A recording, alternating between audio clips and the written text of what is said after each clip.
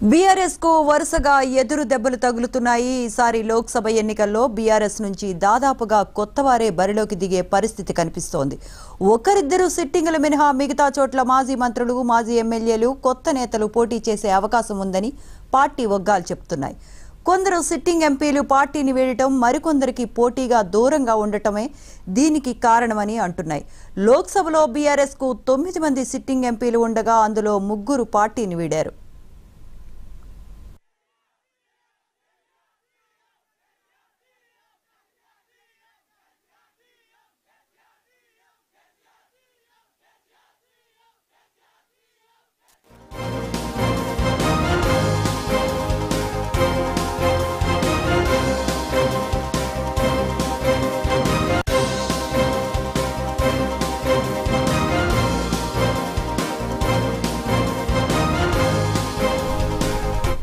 ఇప్పటికే కాంగ్రెస్ పార్టీలో చేరారు పెద్దపల్లి ఎంపీ వెంకటేష్. నేత మరోవైపు బీజేపీలో నాగర్ కర్నూల్, జహీరాబాద్ ఎంపీలు రాములు, బీబీ పాటిల్ చేరారు. అదే బాటలో చేవెళ్ల, వరంగల్ ఎంపీలు రంజిత్ రెడ్డి, పసునూరి దయాకర్ ఉన్నట్లు తెలుస్తోంది. పోటీ చేసేందుకు మహబూబాబాద్, ఖమ్మం, మహబూబ్ నగర్ ఎంపీలు మాలోత్ కవిత, నామా నాగేశ్వరరావు, మన్నే శ్రీనివాసరెడ్డి, దుబ్బాక ఎమ్మెల్యేగా గెలిచిన మెదక్ ఎంపీ కొత్త ప్రభాకర్ రెడ్డి ససేమిరా అంటున్నారు.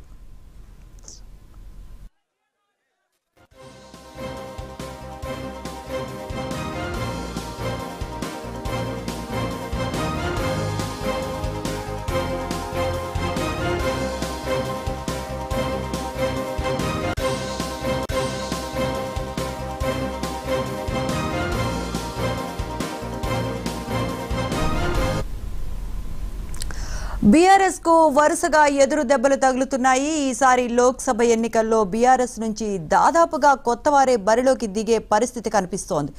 ఒకరిద్దరు సిట్టింగులు మినహా మిగతా చోట్ల మాజీ మంత్రులు, మాజీ ఎమ్మెల్యేలు, కొత్త నేతలు పోటీ చేసే అవకాశం ఉందని పార్టీ వర్గాలు చెబుతున్నాయి. ఇదే అంశానికి సంబంధించిన మరిన్ని అప్డేట్స్ మా తెలంగాణ బ్యూరో చీఫ్ సుధాకర్ అందిస్తారు. సుధాకర్,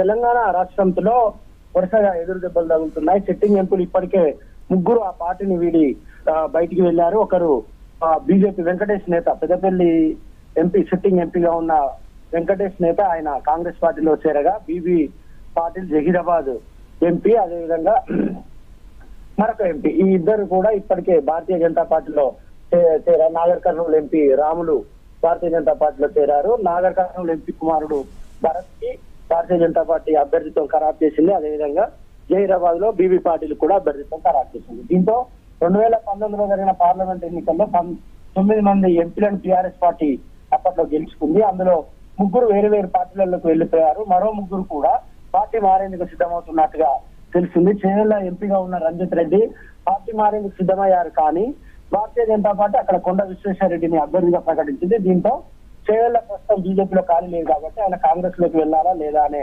ఆలోచనలో ఉన్నట్టుగా సమాచారం అందుతుంది. అదేవిధంగా మరో 2 ఎంపీలు కూడా పార్టీ మారేందుకు సిద్ధమవుతున్నట్టుగా తెలుస్తుంది. అదేవిధంగా మిగిలిన ఖమ్మం సిట్టింగ్ ఎంపీగా ఉన్న నామా నాగేశ్వరరావు, అదేవిధంగా మహబూబాబాద్ సిట్టింగ్ ఎంపీగా ఉన్న మాలోత్ కవిత, వరంగల్ సిట్టింగ్ ఎంపీగా ఉన్న పసునూరి దయాకర్, మహబూబ్ నగర్ సిట్టింగ్ ఎంపీగా ఉన్న మన్నే శ్రీనివాస్ రెడ్డి, వీరందరూ కూడా ప్రస్తుతం పోటీ చేసేందుకు సిద్ధంగా లేనట్టుగా సమాచారం అందుతుంది. పోటీ చేయాలంటే ఆర్థిక వ్యవహారాలు ముడిపడి ఉంటాయి. అదేవిధంగా రాజకీయంగా పార్టీ ప్రస్తుతం ఇబ్బందులలో ఉంది కాబట్టి పోటీ చేసి ఎందుకు రిస్క్ తీసుకోవడనే భావనలో వీరున్నట్టుగా సమాచారం అందుతుంది. పార్టీ వర్గాలు, ముఖ్యంగా పార్టీ వర్కింగ్ ప్రెసిడెంట్ కేటీఆర్ నుండి వీరికి మాట్లాడినప్పుడు కొంత సుముఖత చూపినట్టుగా తెలుస్తుంది. దీంతో ప్రస్తుతం బీఆర్ఎస్ లో పోటీ చేసేందుకు అందరూ కూడా కొత్త వారే వస్తున్నారు. సిట్టింగ్ ఎంపీలు ఎవరు ముందుకు రావట్లేదు అని ఒక చర్చ రాజకీయ వర్గాల్లో జరుగుతుంది. ఇప్పటికే ఇవాళ మధ్యాహ్నం తర్వాత కేటీఆర్ 9 మందితో ఒక జాబితాను ప్రకటిస్తారు.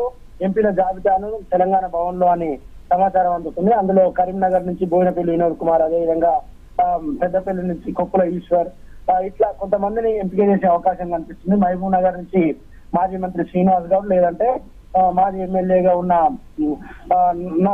నాయకుడు, ఇలా చాలా మంది ఆయా చోట్ల పోటీ చేసేందుకు ముందుకు రాకపోవడంతో మాజీ ఎమ్మెల్యేలు, మాజీ ఎంపీలనే ప్రస్తుతం బీఆర్ఎస్ పార్టీ ఆశ్రయిస్తుంది. వారు పోటీ చేసేందుకు చాలా మంది సిద్ధంగా లేరు. 9 మంది ఎంపీలను గెలుచుకుంటే ఇప్పుడు 9 మంది కూడా పోటీ చేసేందుకు సిద్ధంగా లేరు. 5 పార్టీ మారుతున్న 3 మారారు, మరో 2 మారేందుకు సిద్ధమవుతున్నారు.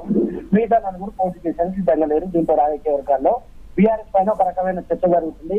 బీఆర్ఎస్ ఇక రాజకీయంగా మనుగడ సాధించడం కష్టమే, లేకుంటే పూర్తి స్థాయిలో గతంలో ఉన్న పూర్వ వైభవం రావడం కష్టమే అనే ఒక చర్చ అయితే రాజకీయ వర్గాల్లో నడుస్తుంది. Right, thank you Sudhakar.